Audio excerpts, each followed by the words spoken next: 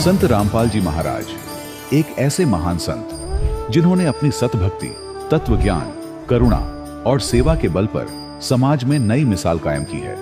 संत रामपाल जी महाराज की अगुवाई में उनके सभी सतलोक आश्रमों से समाज कल्याण के अद्भुत कार्यों ने समाज को सुनहरे भविष्य की एक नई उम्मीद दिखाई है। संत रामपाल जी महाराज से नाम दीक्षा लेने के बाद लाखों लोगों की लाइलाज बीमारियां जैसे कैंसर, एड्स आदि ठीक हुई। संत जी के ज्ञान से प्रेरित होकर उनके अनुयायियों ने लाखों यूनिट रक्तदान किया। संत जी ने लाखों बहन बेटियों का दहेज मुक्त विवाह करवाया।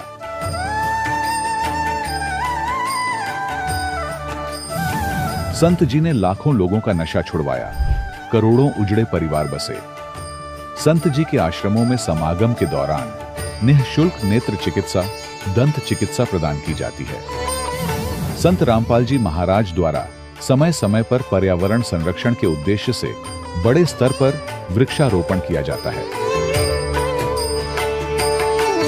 संत जी ने जरूरतमंदों को तत्काल राहत पहुंचाने के लिए एम्बुलेंस सेवा शुरू की। संत जी अपने अनुयायियों को देहदान के लिए प्रेरित करते हैं, जिससे मानवता की सेवा और चिकित्सा क्षेत्र में सुधार हो सके। संत रामपाल जी महाराज के सभी आश्रमों में हर रोज निःशुल्क भंडारा आयोजित किया जाता है, जहां हर वर्ग, हर जाति और हर धर्म के लोग एक साथ बैठकर भोजन करते हैं।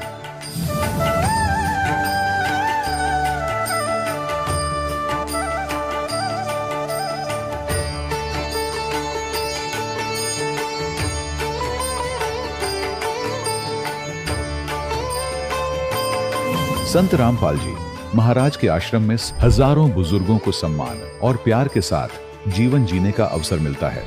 उनके खाने, रहने और स्वास्थ्य की पूरी जिम्मेदारी संत रामपाल जी महाराज उठाते हैं। अनाथ बच्चों के लिए संत रामपाल जी महाराज के सभी आश्रम किसी वरदान से कम नहीं। यहाँ उन्हें शिक्षा, संस्कार और भविष्य के लिए बेहतर अवसर प्रदान किए जाते हैं। चाहे बाढ़ हो, भूकंप या महामारी, संत रामपाल जी महाराज और उनके अनुयायी हमेशा ही जरूरतमंदों के लिए सबसे आगे खड़े रहते हैं। कोविड महामारी के दौरान संत रामपाल जी महाराज के आश्रमों से करोड़ों लोगों के लिए भोजन, दवाइयां और जीवन रक्षक सामग्रियां उपलब्ध कराई गई। चाहे गरीब की मदद हो या किसी शोषित और पीड़ित वर्ग के हक और सम्मान की लड़ाई, संत रामपाल जी महाराज ने हमेशा ही उनकी दबी आवाज को सरकारों तक पहुंचाया है और उन्हें उचित न्याय दिलवाने में अहम भूमिका अदा की है। समाज में आध्यात्मिक और सामाजिक मूल्यों के प्रति जागरूकता लाने में संत रामपाल जी महाराज हर कदम पर मानवता के सच्चे सेवक साबित हुए हैं।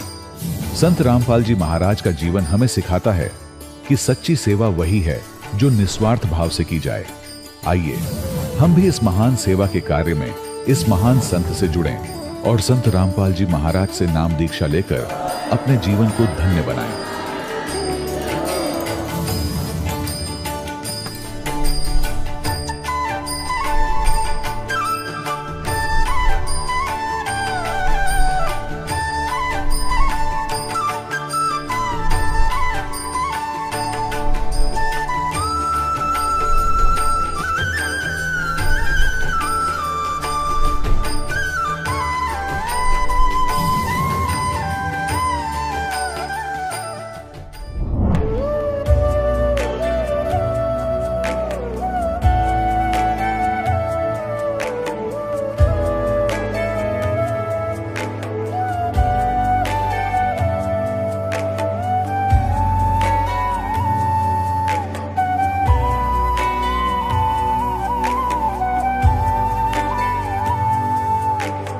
गीता अ18 के श्लोक नंबर 62 में भगवान स्वयं कह रहे हैं कि अर्जुन उस परमेश्वर की शरण में जा जिसकी कृपा से परम शांति व शाश्वत स्थान अर्थात सतलोक को प्राप्त होगा। वो परमेश्वर कौन है, कहां है, कैसा है, जानने के लिए कृपया अवश्य सुनिए जगत गुरु तत्वदर्शी संत रामपाल जी महाराज के अमृत वचन। सत साहिब दर्शकों, अक्सर व्यक्ति अपने धर्म में प्रचलित सभी भक्ति विधियों को पूरी श्रद्धा से अपना लेता है, लेकिन फिर भी उसके जीवन में बीमारियां, परेशानियां और यहां तक कि भूत प्रेत जैसी समस्याएं भी उसका पीछा नहीं छोड़ती। दर्शकों, ऐसा इसलिए होता है क्योंकि मनुष्य अक्सर शास्त्र विधि को त्याग कर मनमाना आचरण कर रहा होता है।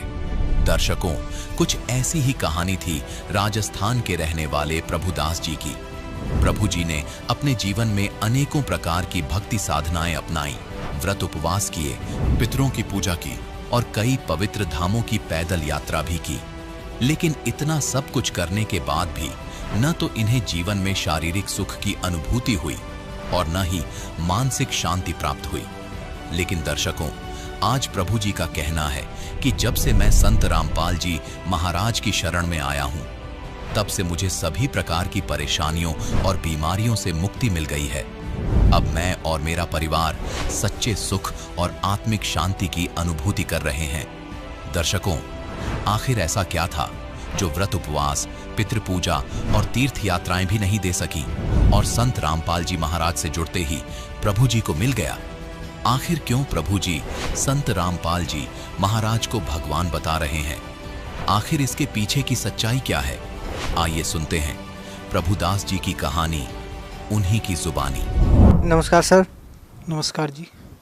क्या शुभ नाम है सर आपका?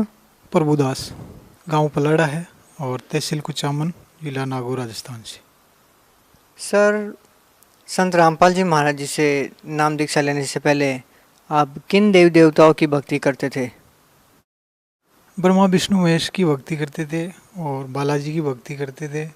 सालासर धाम पर पैदल यात्रा पर जाते थे, रूणीजा धाम पैदल यात्रा करते थे, व्रत करते थे, पितृ पूजा करते थे और सारी जो हमारे समाज में फैली सारी पूजाएं करते थे हम। सर, जो आप भक्ति करते थे, सालासर जाते थे, रूणीजा जाते थे जो रामदेव जी का धाम है, और पितृ पूजा भी करते थे, तो जो ये सब साधना आप करते थे, इससे आपको क्या लाभ मिला? लाभ तो कुछ भी नहीं मिला, मगर वहाँ जाते जाते मेरी भक्तिमती को प्रेत बाधा जरूर हो गई।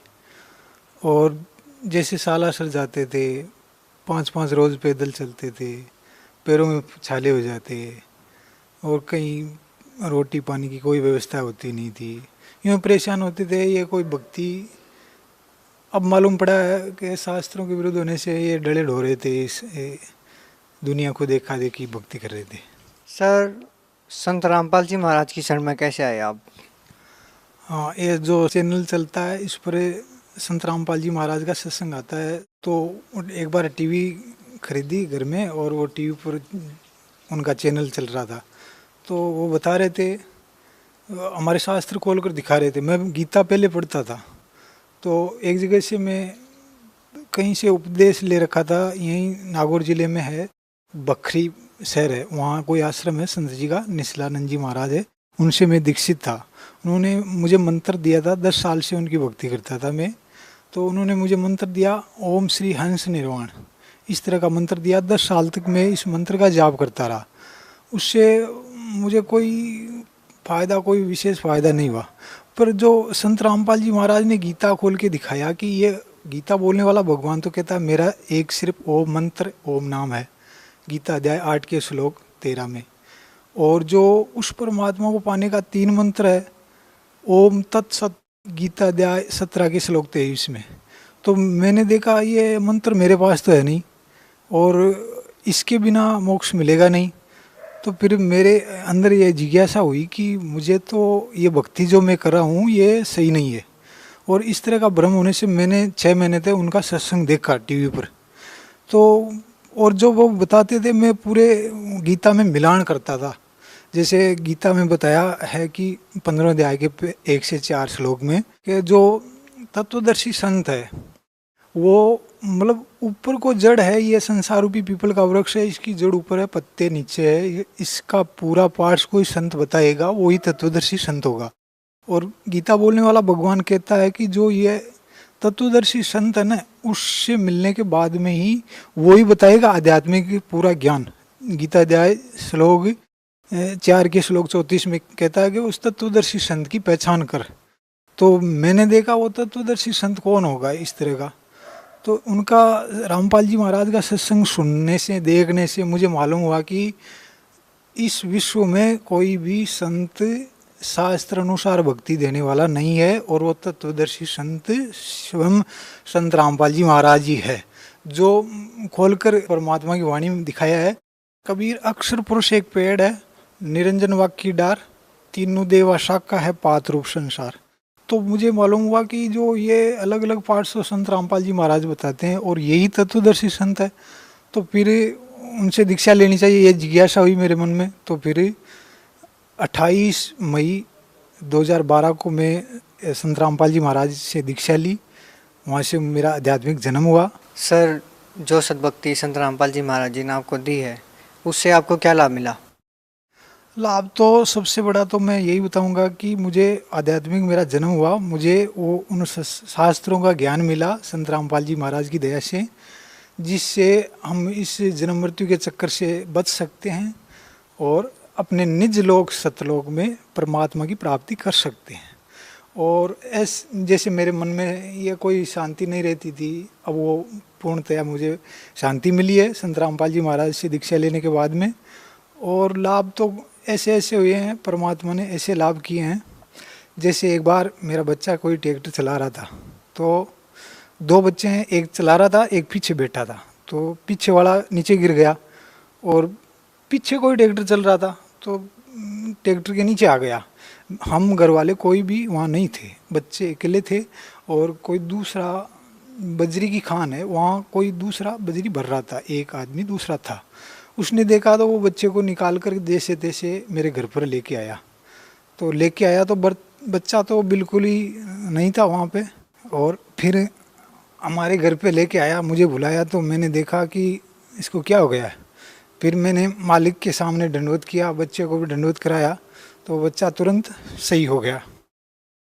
और मेरे पेट में इस तरह की बीमारी थी, पत्थरी थी, डॉक्टर ने ये कह दिया था कि पेट में पत्थर के गोदाम है।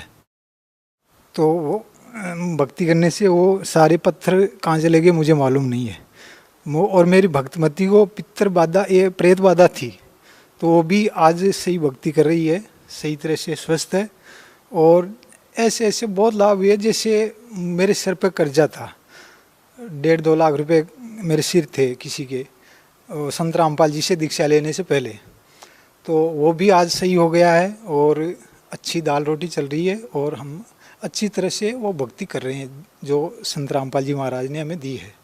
वो शास्त्र अनुसार भक्ति बताते हैं और हम को यही भक्ति करनी चाहिए। जैसे सतयुग में जो सारे लोग भक्ति करते आ रहे थे वेदों अनुसार, वही भक्ति हमारे शास्त्रों में लिखी है और वही आज हमें संत रामपाल जी बता रहे हैं, तो वही भक्ति सही है। सर, भक्त समाज को क्या संदेश देना चाहते हैं आप? हाँ, भक्त समाज को ये संदेश देना चाहते हैं कि ये मानुष जन्म बहुत दुर्लभ है, मिलन बारंबार, जैसे पत्ता तरवर से टूट गिरे बोहर न लगता डार। इस तरह का ये मनुष्य जन्म है जो ये बहुत मुश्किल से मिलने वाला है, और ये मिल गया है आपको, और ये भक्ति बिना व्यर्थ चला जाएगा। इसलिए आपको भक्ति करो शास्त्र अनुसार और मोक्ष पाओ। इसका एक मानव जीवन का एक ही उद्देश्य है कि शास्त्र अनुसार भक्ति करके और अपने परमपिता परमेश्वर को पहचान लो और बार बार के जन्म मरण से बचो। बस यही संदेश देना है हमें भक्त समाज को। बहुत बहुत धन्यवाद सर आपका। सत साहिब जी। दर्शकों, अभी आपने सुने संत रामपाल जी महाराज से दीक्षा प्राप्त करके सुखी हुए भक्त के अनुभव। अब देखिए जगत गुरु तत्वदर्शी संत रामपाल जी महाराज के मंगल प्रवचन। 3 मंत्र का जाप है ओम तत्सत। तत् और सत ये सांकेतिक है। काल ने बताया नहीं कि मुझे नहीं मालूम, इसको पता भी नहीं। परमात्मा ने या दया करिए हमारे पे, न यू खोल देता तो सारे न जाप कर दे पाते। और ये नकली संत अपने शिष्यों को नाम देते हैं ओम हरि ओम तत्सत, हरि ओम तत्सत। सर न पैर कितने खोखे। अब क्या बताते हैं? ओम तो ये ब्रह्म का है, सर पुरुष का। ये 3 पुरुष आपके समक्ष हमारे सदग्रंथों में है, 3 भगवान, 3 प्रभु, 3 स्वामी। और तत्व और सत ये सांकेतिक है, ये कोड वर्ड है। ओम और तत् वो सांकेतिक शब्द मिलकर ये सतनाम बनता 2 अक्षर का। अब ये ओम नाम और ये तत् आदि हमारी पूजा नहीं है, ये साधना है। इसमें हमनो जल ना मिले, या मजदूरी करनी पड़ेगी। तो यह श्वास उस श्वास से सतनाम का प्राणों से श्वासों से सिमरण होता है। नानक साहिब जी स्वयं इस 2 अक्षर के मंत्र का जाप किया करते थे और उसका प्रमाण है जन्म साखी भाई बाल्य वाली में, समुद्र की साखी में। लेकिन परमात्मा ने इन पुण्यात्माओं को मिले थे वो परमेश्वर आकर सतपुरुष, इन पुण्यात्माओं से कह दिया था मेरी ये लाख दुआई दया करना मेरे पे कि अभी इसको सार्वजनिक ना करना, नहीं तो बिचली पीढ़ी की पुण्यात्मा पार नहीं हो पाओगे। काल के दूत फिर ये नाम देते पाओगे ग्रंथ गुरु ग्रंथ साहिब में तो पढ़ के, और ये हम विचलित हो जाएंगे, मेरे बच्चे मुझे पहचान नहीं सकेंगे। तो नानक साहिब जी ने दृढ़ निश्चय कर लिया था, किसी अपने बच्चों को भी नहीं दिया वो 2 अक्षर का नाम। और ऐसा झटका दे दिया था मर्दाना को कि सारा सिख समाज दूर हो गया उस मंत्र से, इसलिए कि नकलियां का हाथ लग जाती है। और ज्यादातर ये क्रम बिगाड़ने वाले जो गुरु बने हैं ये सिख समाज से उभर कर आए हैं, गुरु ग्रंथ साहब को आधार बनाकर ये वचन करते रहे हैं। जैसे शिवदयाल जी, वो शिवदयाल जी भी उसी पंजाबी यानी गुरु इस सरदार पंथ से था। बाबा जयमल सिंह जी उन्हीं गुरु ग्रंथ साहिब को मानने वाले ही थे। तो इनको अगर ये पता लग जाता थी तो ये अच्छी आत्मा लेकिन काल का फंस गई है, तो उन्होंने रहम करे हमारे ऊपर, लिख दिया। प्राण संगली में तो विशेष डिटेल थी, लेकिन वो इसी भय से गुरु ग्रंथ साहिब में नहीं रखी गई कि कहीं आने वाले सिख समाज में 2 अक्षर के सतनाम का कोई जाप ना कर ले और मर्दाना वाला हर्ष ना हो जाए, इस कारण से वो नहीं रखी गई। लेकिन ये हमारे ऊपर रहम हुआ कि गरीबदास जी के द्वारा परमेश्वर ने, आदरणीय गरीबदास साहिब जी के द्वारा वह वाणी फिर से सुचारू करवानी पड़ी। सतलोक ले गए, ज्ञान फीड किया उन्होंने, फिर निष्कर्ष ने उसमें डिटेल के साथ उसमें दोबारा लिख दी जो दास के हाथ लाएगी। और गरीबदासियान पता नहीं हुआ बाई नाम देते हैं, उनका मंत्र नहीं पता उनको। ओनली मेरे गुरु जी के अतिरिक्त किसी गरीबदास पंथ में किसी को इस मंत्र का ज्ञान नहीं था, ये सत्य मान लियो। और मेरे अतिरिक्त उन्होंने किसी को दिया भी नहीं ये मंत्र, 3 मंत्र का।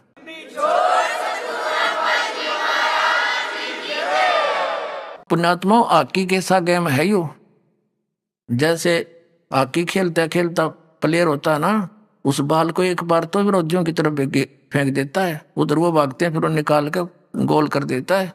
तो ऐसे लाए परमात्मा इनको निकाल कर के खिलाड़ी परमात्मा के बच्चे जिनको ये मिले थे, आज आपका हाथ लग गया यो, न तो बर्बाद कर देता ये काल।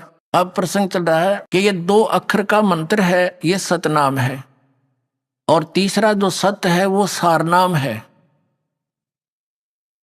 उसके लिए तो मालिक ने कहा था धर्मदास मेरी लाख दुआई, ये सार नाम की दबार ना जाई, तुम जाप करो लेकिन कित भनक भी ना लगने देना इसकी।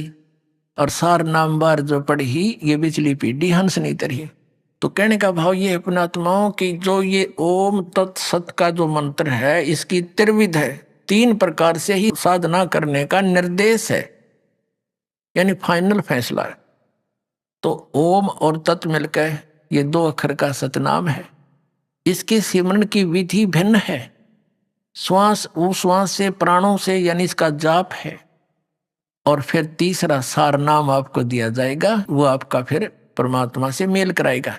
अब जैसे हैंडपंप लगाने के लिए बोक्की लगाते हैं, जैसे ये नकली नाम देते हैं ओंकार सतनाम निरंकार ज्योति निरंजन सतनाम आदि, अकाल मूर्त सब स्वरूपी राम सतपुरुष ओम नमः शिवाय हरे राम हरे कृष्ण, ये कोई जाप है? जैसे सतपुरुष अकाल मूर्त सब स्वरूपी राम, ये तो परमात्मा की महिमात्मक उपमात्मक शब्द हैं। इन चाहे सतपुरुष कह लो, चाहे अकाल मूर्त कहो, जल कहो, पानी कहो, नीर कहो, एक क्या बात है। उसको तो पाना है हमने, और ये रट्टा लो अरे जल पानी नीर करते रहो, भगवान पानी मिलेगा, ये कैसे मिलेगा? वो तो विधि अलग है उस जल के पानी की। ये 2 अक्षर के नाम की बोकी लाई जाएंगी जमीन में, ऐसे बोकी मारते हैं, मिट्टी बाहर फेंकी फिर बोकी, फिर मिट्टी फेंकी बाहर, ऐसे तो ऐसे श्वास उश्वास की बोकी लगेंगी। अब सतनाम 2 अक्षर के मंत्र से परमात्मा प्राप्ति नहीं हुई, इसलिए परमात्मा ने कहा है कि जो जन होगा जो हरि लेगा शब्द बिलगाए, और सो हम जप मरे व्यर्था जन्म गवाए। यानी केवल सतनाम के दोनों मंत्रों का भी जाप तुम करते रहे, यूजलेस, जब तक सार नाम नहीं मिलेगा। अब जैसे हैंड पंप लगाने के लिए प्रोसेस शुरू हुआ, प्रोसीजर, बोकी और पाइप ने अपना काम कर दिया, जल तक पहुंच गई लेकिन जल प्राप्त नहीं हो सका। उसके लिए तो ये तो सतनाम के 2 अक्षर का काम हो गया समझ लो। भंवर गुफा तक ये आपका रास्ता क्लियर कर देगा, लेकिन सतलोक प्रवेश नहीं कर सकते। उसके बाद सारनाम दिया जाएगा, हैंडपंप लगाया जाएगा पंप के ऊपर, और फिर उसका भी जाप करना है, उसकी मोमेंट देना है, उसको उसकी साधना करनी है, तब गदड़ गदड़ वो जल निकलेगा। तो ऐसे ये 3 मंत्र का जाप है, और इससे मोक्ष होगा, वो परम अक्षर ब्रह्म, वो सतलोक, वो सुख सागर प्राप्त होगा।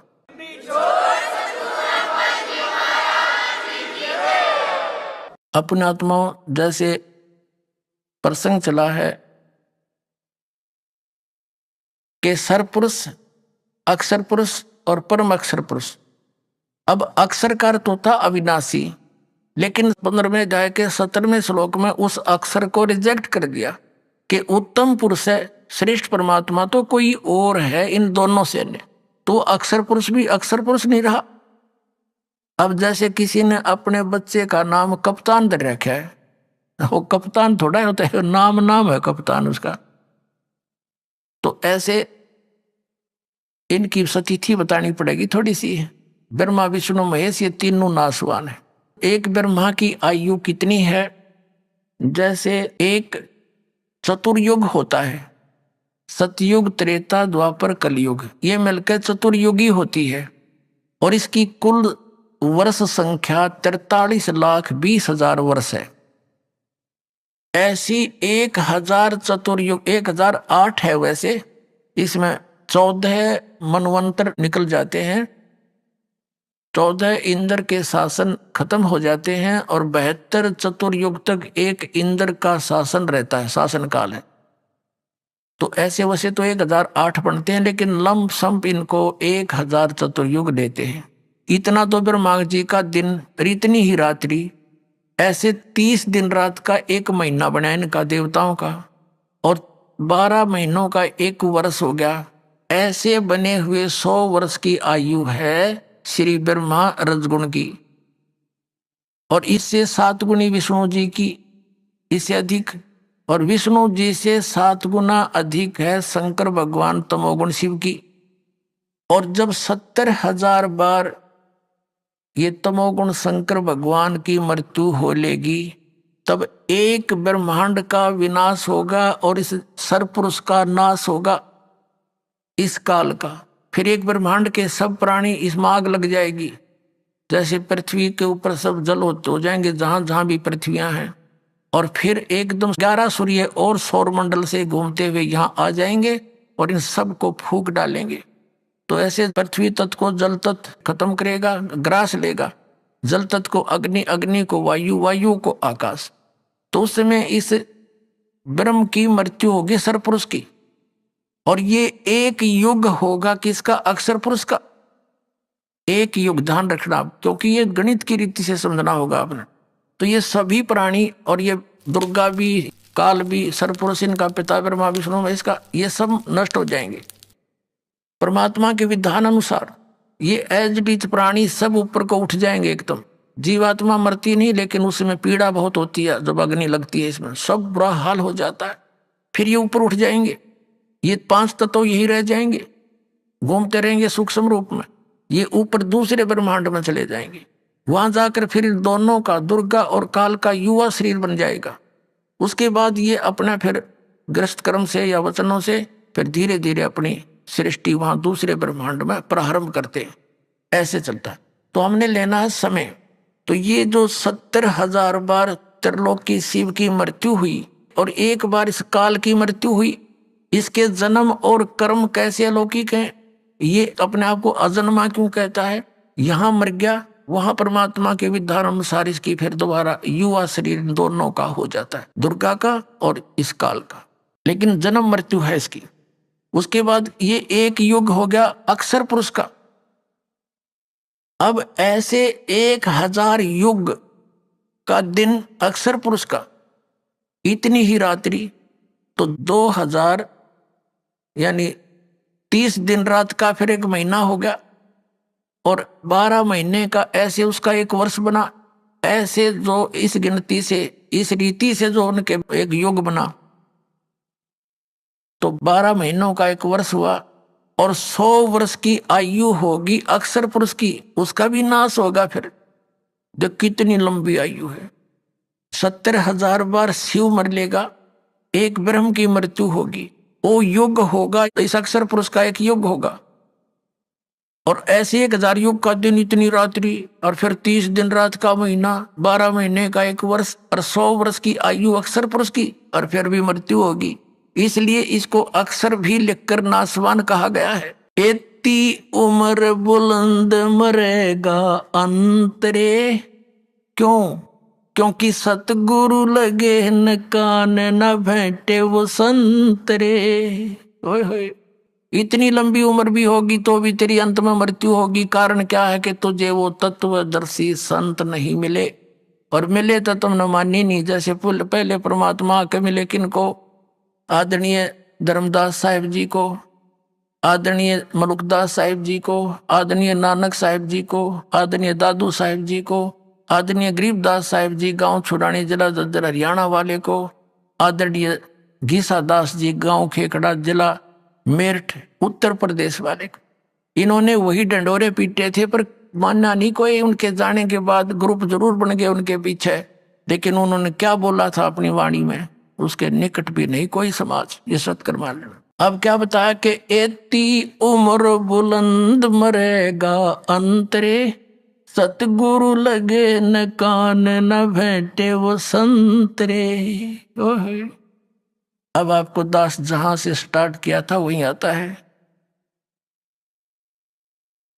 मन तू चल रे सुख के सागर, जहां शब्द सिंधु रत्नागर। इस नमक की बोरी में तू सुख खोज रहा है, काल के लोक में वो सुख सागर बूरा की बोरी सतलोक चल, वहां मिलेगी। वहां जाने की विधि बता दी। ये तरीका है पूर्ण संत की खोज और पूर्ण संत की पहचान, और इस 3 मंत्र का जाप तुझे सतलोक ले जाएगा बहुत आसानी से, बहुत सिंपल वे से। नाम उठत नाम बैठत नाम सोवत जागवे, नाम खाते नाम पीते नाम से ती लागवे। नाम से मोक्ष होगा। कलयुग केवल नाम आधारा, सुमर सुमर नर उतरो पारा। कलयुग में जीवन थोड़ा है, कर ले वेग सुधार। और ये हठ योग 2.5 घंटे सुबह 2.5 घंटे सामने, या कोई तरीका मूर्ख बना रखे। कहते ये योग साधना बने नहीं, केवल नाम आधार। नाम इनके नकली सारे, इन वो कहीं की ईंट कहीं का रोड़ा। हरियोराधा स्वामी वाला ने एक कुणबा जोड़ा। अब झूठे मंत्र कहीं से सिर ले लिया, किसी का पैर ले लिया, भगवान निराकार 5 काल नाम के, और दुनिया मूर्ख बना के बैठा दी। तो पुण्यात्माओं, अब ऐसे मिलेगा वो भगवान जिन महापुरुषों ने परमात्मा पाया। उनके इतिहास में लिखा, ये 2 अक्षर का नाम जपया उन्होंने। गरीबदास साहिब जी ने कति क्लियर लिखा हुआ है, और गरीबदास साहिब की वाणी इतनी पॉपुलर नहीं बनी, इसलिए ये गुप्त रह गया। और नानक साहिब जी की वाणी तो उसी समय पैरेलल ही लिखी गई थी 200 वर्ष के बाद, और वो तो बहुत पॉपुलर हो गई थी, जन जन पढ़ने लग गया, उसमें तक खोज लेते। वह भी दया हुई दाता की, इसलिए उन्होंने अलग से प्राण संगली बनाई थी, और एक राजा को कसम खवा दी थी कि मेरा शरीर है, इसको तू संभाल के रखना मेरे बच्चों के लिए, इसको देना नहीं किसी अन्यायी ऐसे व्यक्ति को जो बर्बाद कर दे। लेकिन वहां फिर काल का दाव लग गया। मर्दाना को झटका देना जरूरी था कि कहीं आगे चल के इसका जाप ना कर ले। और 5वें गुरु अर्जन देव जी ने सोचा भाई मर्दाना के साथ ऐसी घटना घट गई थी, इस नाम के जाप करने थे, 2 अक्षर के थे। इसलिए प्राण संगली में तो बहुत डिटेल थी, उसने जल प्रवाही कर दी वह सारी। वो तो एक निकाल ली किसी संत ने, उसने ये कसम दिला दी कि जो आप कहना चाहते हो उसको हम अलग रख देंगे, उनको शेष वाणियों को हम पढ़ लेंगे। ऐसा ही कर दिया गया। वो प्राण संगली का अर्थ क्या है? जो श्वास के द्वारा पूरी डिटेल बताई गई थी कि ऐसे सिमरण करना है, इस मंत्र को ऐसे जपना है, इसको ऐसे जपना है। जो भी हुआ मालिक की दया से ठीक हुआ। अब गरीबदास साहिब ने क्लियर कर रखा उसमें, ये 2 अक्षर का मंत्र जब श्वास से, श्वासा पार से भेद हमारा जो खुद जैसो उतरे पारा। तो ये पॉपुलर हुई नहीं, गरीबदास तक इसी पंथ में दास को शरण मिली, और इससे ही निकल कर बाहर आया। और ये संसार में फैला दिया परमात्मा का तत्व ज्ञान, और मोक्ष होगा।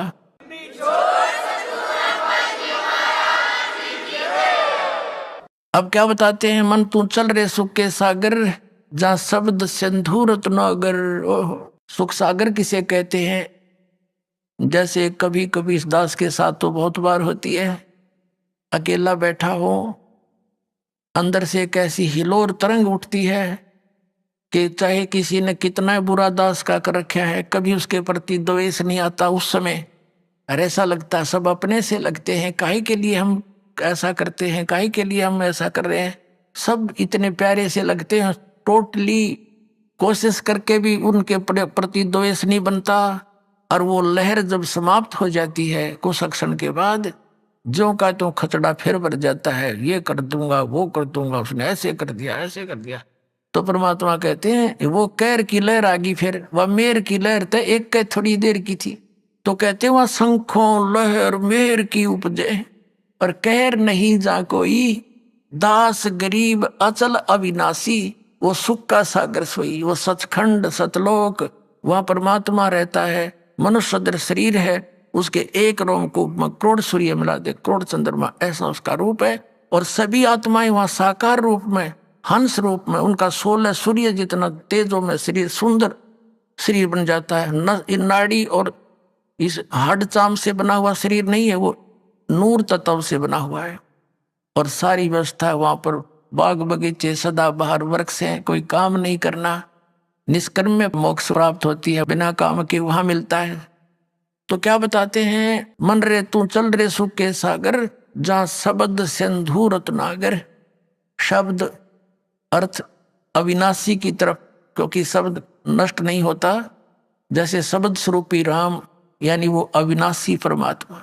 तो वहां पर मोक्ष तेरा भंडार है, वो मोक्ष का, वहां कभी अंत नहीं। मोक्ष यानी अमरत्व का अंत नहीं। सागर जैसे समुद्र में जहां तक भी देखो वहां तक जल ही जल दिखाई देता। जब 200 किलोमीटर चला जाता है इंसान जहाज में बैठ के, दूसरी वस्तु दिखाई नहीं देती।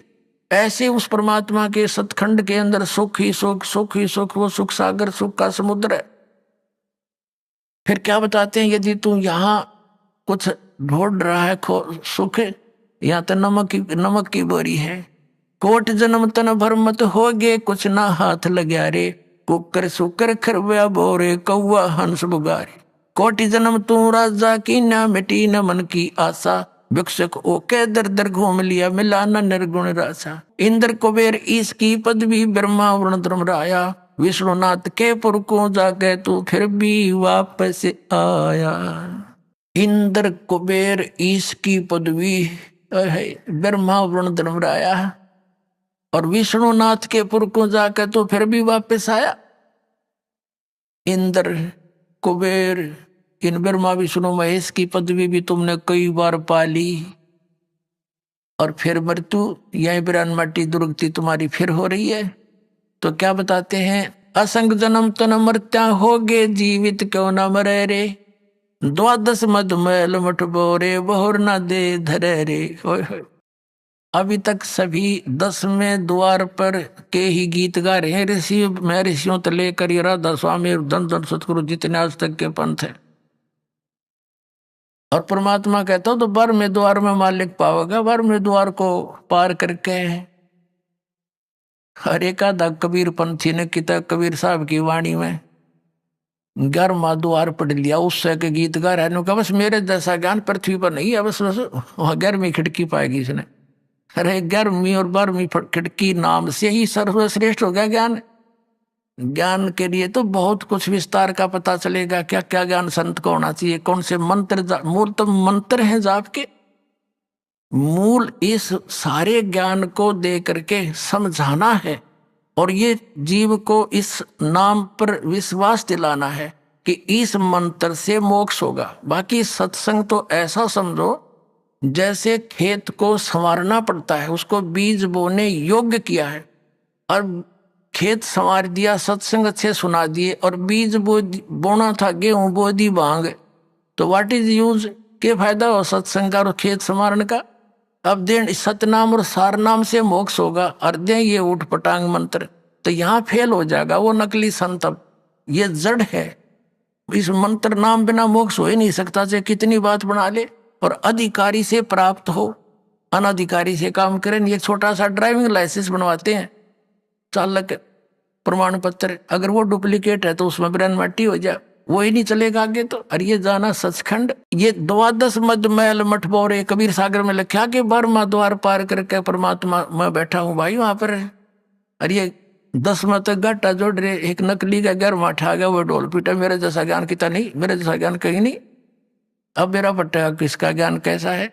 ये सब कहते हैं और ज्ञान सब ज्ञानड़ी, कबीर ज्ञान सब ज्ञाने, जैसे गोला तोब का अब करता चले मैदाने। परमात्मा कहते हैं तारा मंडल बैठ कर ये चांद बड़ाई खावे, उदय हुआ जब सूरज का ये स्यों तारों छप जावे। इस परमात्मा के ज्ञान के सामने ये सब अन्य ज्ञान और भगवान ऐसे छुप जाएंगे जैसे सूर्य उदय के बाद चंद्रमा और तारे विद्वान होते हुए उनकी वैल्यू नहीं रहती।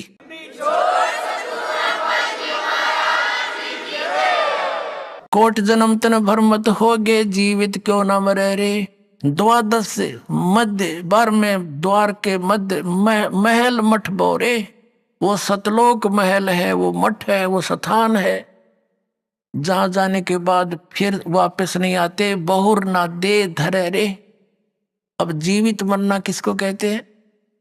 जीवित मरना एक तो ये है कि भाई विकारों को त्यागना पड़ेगा। मन तो पता नहीं कि क्या बकवाद खोजा है, इनको हटाना पड़ेगा, इन इच्छाओं का दमन करना पड़ेगा। इस ज्ञान आधार से अपना काम चलाने जोगा परमात्मा अपना अवश्य देगा, ये सत्कर मान लेना। आपने जो चाहिएगी वस्तु वो अवश्य देगा, बिन मांगे देगा, पर देगा वही जो आपको हानिकारक ना हो। फिर क्या बताया?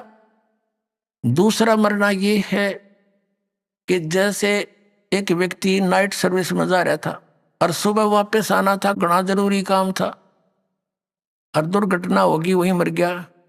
अब वो रात ने भी नहीं पड़े था, इतना कंपलसरी काम मान रखा था, वो काम भी गया और आप भी गया। तो जब आप सत्संग की तरफ चलो तो ये सोच लो कि मान ले आज मेरी मृत्यु हो जाए, क्योंकि मन तो पता नहीं कितने टांग अड़ाया करे, ये बिगड़ जाएगा, नूर रह जाएगा। बिगड़े तो इस बिना गा, उस बिना तो फिर मालिक फिर संवार देगा। जब थोड़ा बहुत बिगड़ भी गया था, वैसे तो परमात्मा के तरफ दो चाल्या है ना हृदय से, उनके काम बिगड़े नहीं, बने बनाए पाया करें, ये सत्कर मान लेना।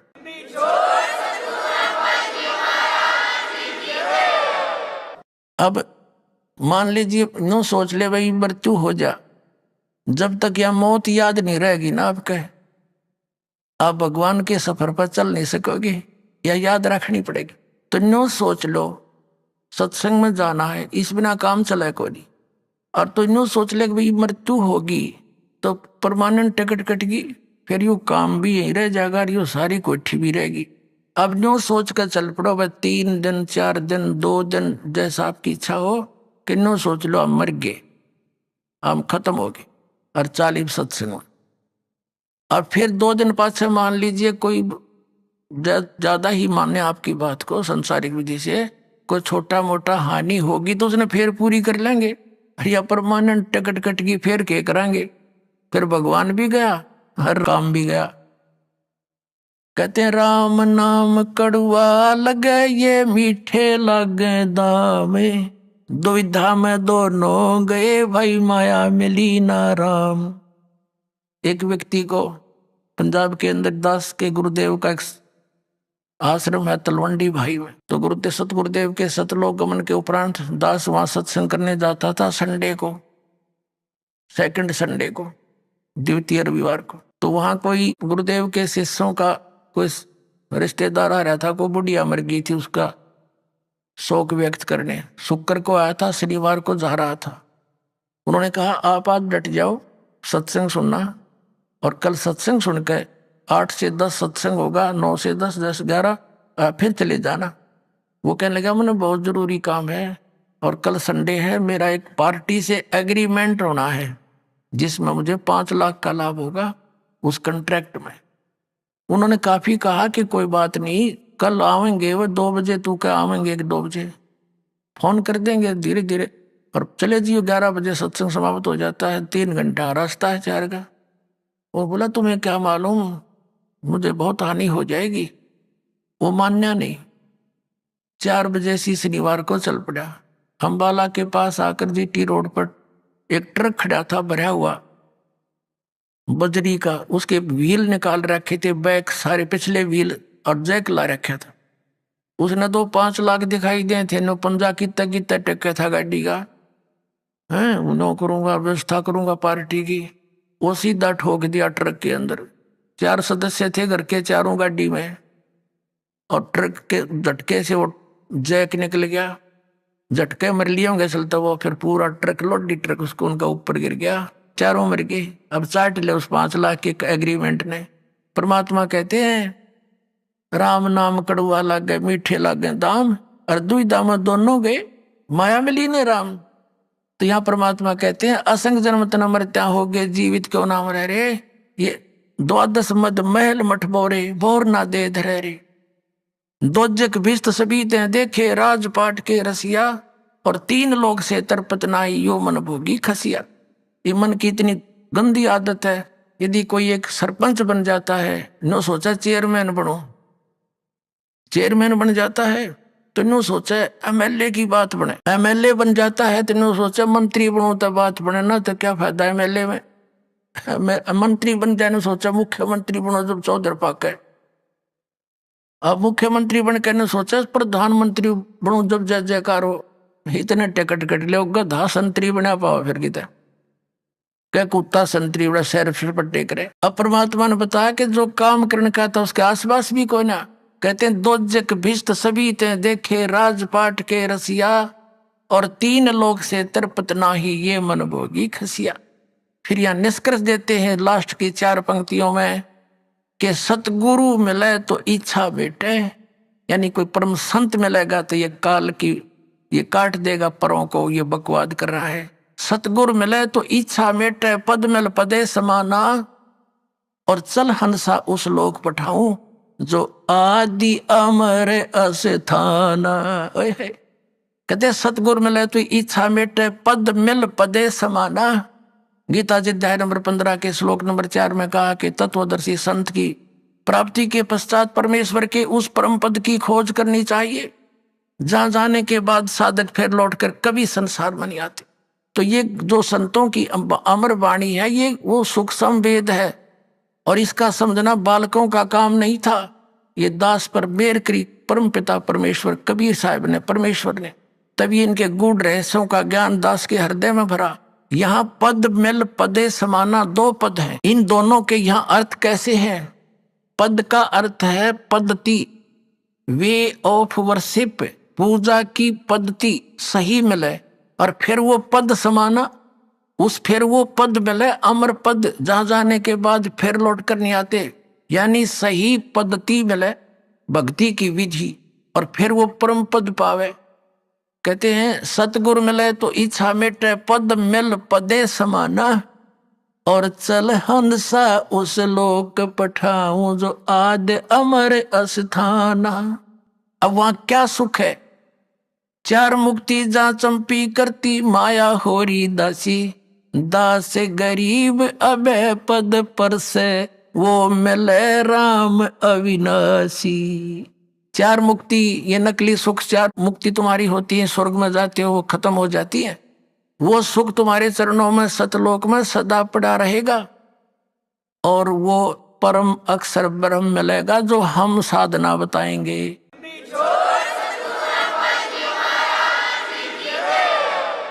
सत्संग में आने से पता चलता है कि यदि इस मनुष्य जीवन का कोई उद्देश्य है मूल, तो परमात्मा पाना, परमात्मा की भक्ति करना। और जिन दुखों को हम प्रतिदिन यहाँ देखते हैं पशु पक्षियों के साथ, कैसी इनकी हालत है, और फिर मनुष्य जीवन में हम कितने सुखी हैं। हम सुखी नहीं हैं, लेकिन परमात्मा कहते हैं झूठे सुख को सुख कहे ये मान रहा मनमोद, ये सकल चबीना काल का, कुछ मुख में कुछ गोद। पुण्यात्मा परमात्मा सतलोक से चलकर यहाँ काल के लोक में आए थे और काशी के अंदर, बनारस के अंदर एक लहर तारा नामक तालाब के अंदर कमल के फूल पर वो परमात्मा शिशु रूप धारण करके विराजमान हुए थे। पुण्यात्मा, सबसे बड़ी गलत धारणा हमारे अंदर यह फैला दी गई थी कि कबीर साहब, कोई कहता था ऐसे उत्पन्न हुए थे, कोई कुछ बातें करता था। सच्चाई से दूर लोक वेद के आधार से परमात्मा के प्रगट के विषय में दंत कथा सुनाया करते थे।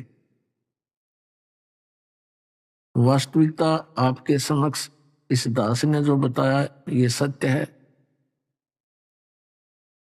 और ये पूर्ण परमात्मा है, सर्वसृष्टि रचनहार है, अनंत कोट ब्रह्मांड के ये कुल स्वामी है।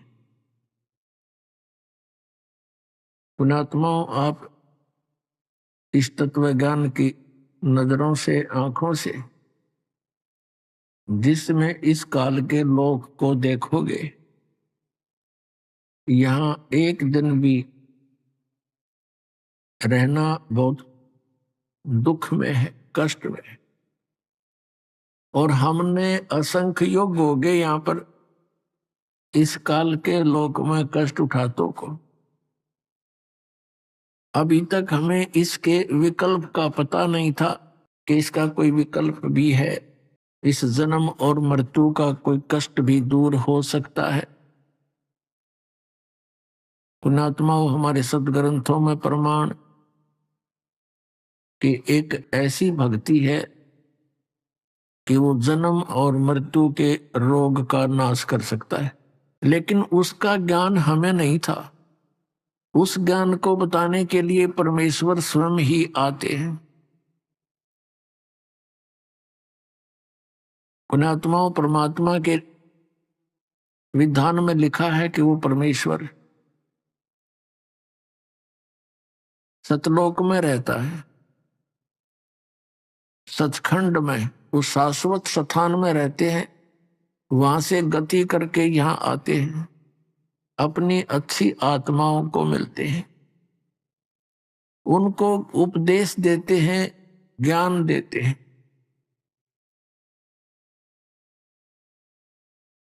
और फिर वो उनकी प्यारी आत्माएं, जो अच्छी आत्मा जिनसे वो परमात्मा आकर सीधे मिलते हैं, वो फिर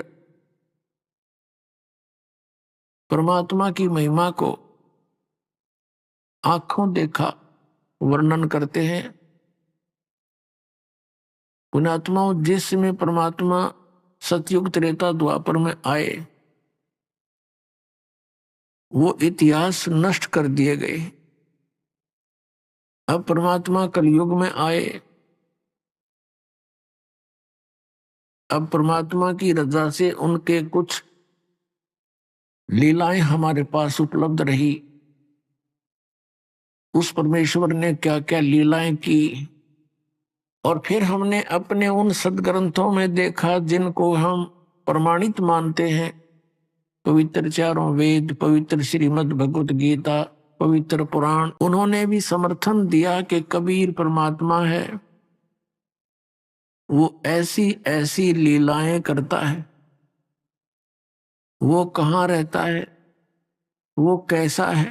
पुण्यात्माओं, अभी तक जितने भी संत और पंथ, मंडलेश्वर, आचार्य, शंकराचार्य, ये सभी, चाहे वो हिंदू धर्म के हैं, चाहे वो मुसलमान धर्म के हैं, चाहे वो ईसाई धर्म के हैं, और चाहे वो सिख धर्म के हैं, सभी ने परमात्मा को निराकार ठहरा रखा है।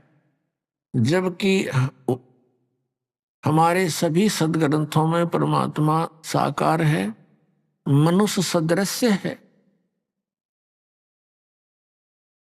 पुण्यात्मा, जिन महापुरुषों को यही ज्ञान नहीं था परमात्मा कैसा है, तो क्या उन्होंने भगवान पाया होगा? नेवर, कभी नहीं। अब आपके रूबरू सदग्रंथों से प्रमाणित करते हैं कौन है परमात्मा, कैसा है वो प्रभु, वो साकार है या निराकार। सबसे पहले आपके रूबरू करते हैं पवित्र बाइबल को। ईसाई धर्म के श्रद्धालु कहते हैं गॉड इज फॉर्मलेस, परमात्मा निराकार है।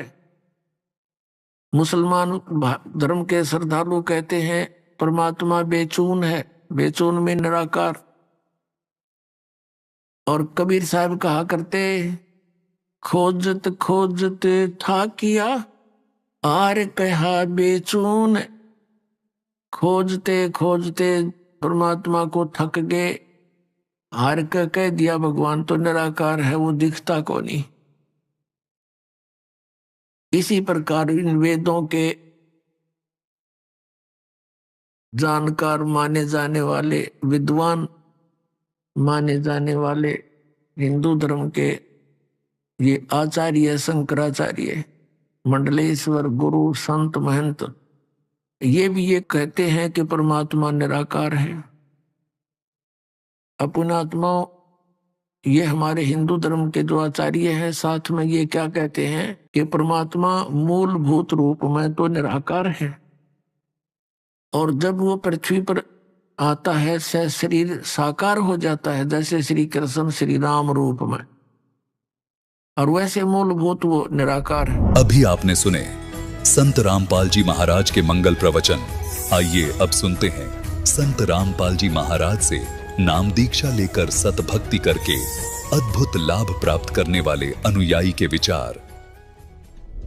दर्शकों, सोचिए, जब कोई व्यक्ति अपने जीवन में सच्चे सुख और शांति की तलाश में अपने धर्म की हर पूजा पद्धति और भक्ति विधि को पूरे श्रद्धा भाव से अपनाए, लेकिन फिर भी उसका जीवन दुखों से घिरा रहे, उसके जीवन में परेशानियां कम होने की बजाय और बढ़ती ही चली जाए, तो क्या हो? दर्शकों, ऐसी ही कहानी थी उत्तराखंड के रहने वाले राजेंद्र जी की। राजेंद्र जी ने अपने जीवन में सभी देवी देवताओं की भक्ति की, लेकिन इसके बावजूद भी परेशानियां और बीमारियां इनका पीछा नहीं छोड़ रही थीं। लेकिन दर्शकों, आज राजेंद्र जी का कहना है कि जब से मैंने संत रामपाल जी महाराज जी से नाम दीक्षा ली है, तब से मेरे जीवन की पूरी रूपरेखा बदल गई है। दर्शकों, संत रामपाल जी महाराज जो भक्ति दे रहे हैं, आखिर उसमें ऐसा क्या है जो राजेंद्र जी को वर्षों की देवी देवताओं की भक्ति से नहीं मिला? आखिर क्यों राजेंद्र जी कह रहे हैं कि अब मैंने शास्त्र विरुद्ध भक्ति साधना का त्याग कर दिया है? दर्शकों, आखिर इसके पीछे की सच्चाई क्या है? आइए सुनते हैं राजेंद्र जी की कहानी, उन्हीं की जुबानी। सर नमस्कार। नमस्कार सर। क्या नाम है आपका? मेरा नाम है राजेंद्र दास। कहाँ से आए हैं आप? सर मैं टिहरी गढ़वाल उत्तराखंड से हूँ, नरेंद्र नगर फकोट ब्लॉक टिहरी गढ़वाल। संत रामपाल जी महाराज जी से कब जुड़े? सर मैं संत रामपाल जी महाराज से वैसे तो 23 अगस्त 2013 में जुड़ा हूँ, पर मुझे परमात्मा ने 2006 में दर्शन दिए थे। आप एक तो संत रामपाल जी महाराज को परमात्मा बोल रहे हो, दूसरा आपने कहा कि 2006 में परमात्मा ने आपको दर्शन दिए। सर क्या कहानी है? सर मेरे पीछे ये कहानी है, मैंने दवाई खाई थी एक इंग्लिश दवाई, उससे मुझे साइड इफ़ेक्ट हो गया था। उस साइड इफ़ेक्ट से मेरा खून बनना बंद हो गया था। 2 साल तक मेरा हीमोग्लोबिन 4 ग्राम हो गया था।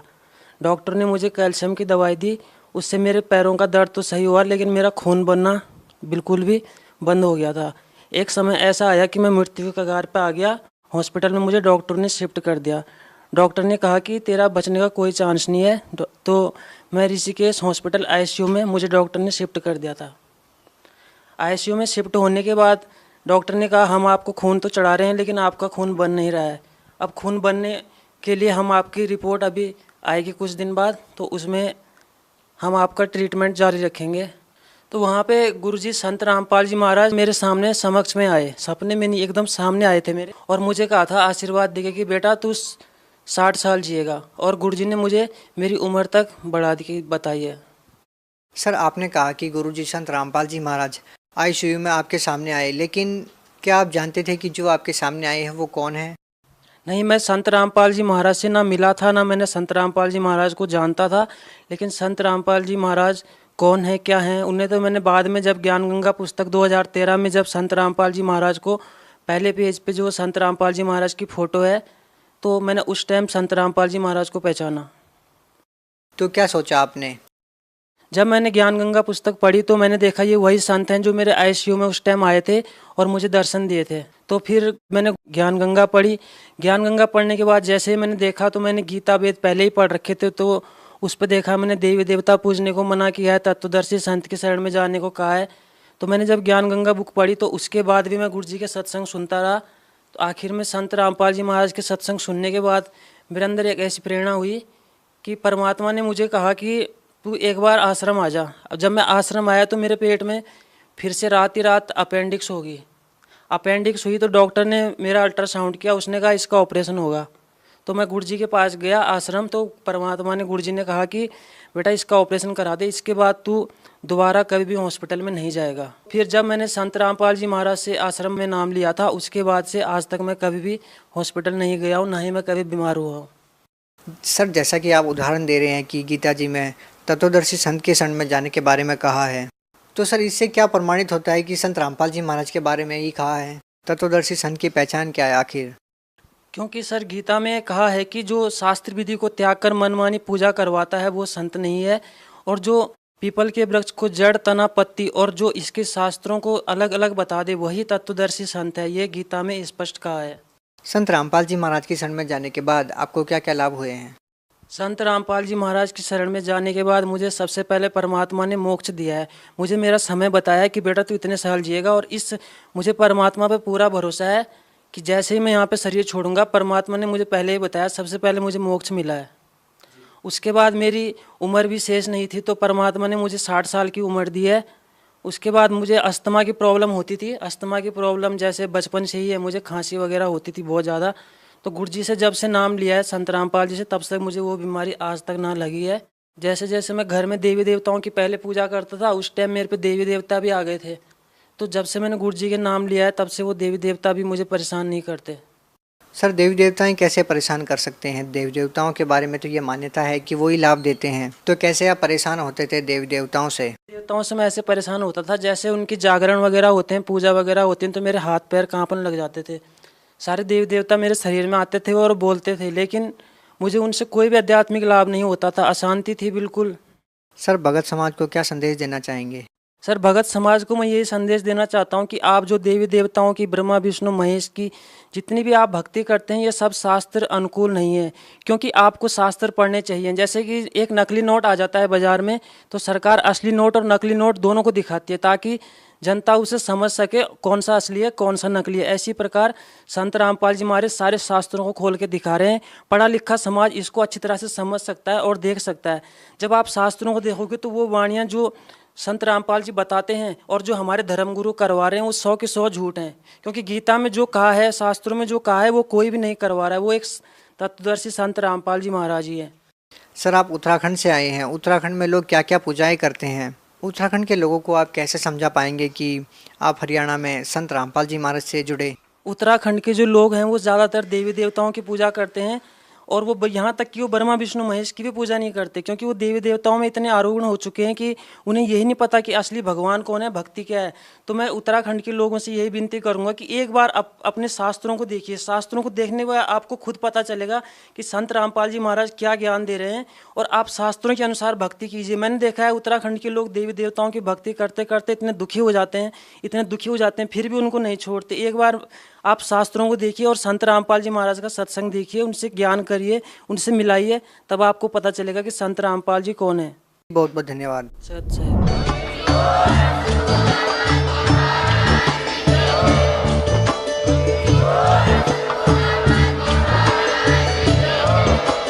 आप सुन रहे थे जगत गुरु तत्वदर्शी संत रामपाल जी महाराज जी के मंगल प्रवचन। अधिक जानकारी के लिए विजिट कीजिए हमारी वेबसाइट www.jagatgururampalji.org। संत रामपाल जी महाराज जी के शुभ आशीर्वाद से पूरे विश्व भर में 500 से भी ज्यादा नाम दीक्षा केंद्र हैं, जिन पर संत रामपाल जी महाराज जी द्वारा ऑनलाइन निशुल्क नाम दीक्षा दी जा रही है। अपने नजदीकी नाम दीक्षा केंद्र का पता करने के लिए संपर्क करें 8222880541।